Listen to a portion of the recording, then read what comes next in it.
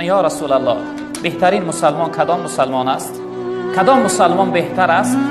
بهترین شخصیت در بین مسلمان ها کدام شخصیت است؟ پیغمبر بزرگوار صلی الله علیه وسلم جواب گفتند من سلم المسلمون من لسانه و یده. تن بهترین مسلمان شخصیتی هست که مردم از دست و از زبانش سلامت بمانند، به زبانش مردم آزار ندهد، به زبانش گفتار بد نداشته باشه، به زبانش دشنام نکنه، غیبت نکنه، حقارت نکنه، منت نکنه، طعنه نکنه،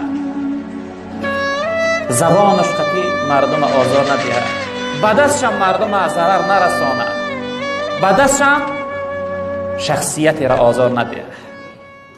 بهترین مسلمان پیغمبر بزرگوار صلی الله علیه وسلم گفتن همون شخصیت است، شخصیتی هست که یعنی که مردم از دست زبانی وی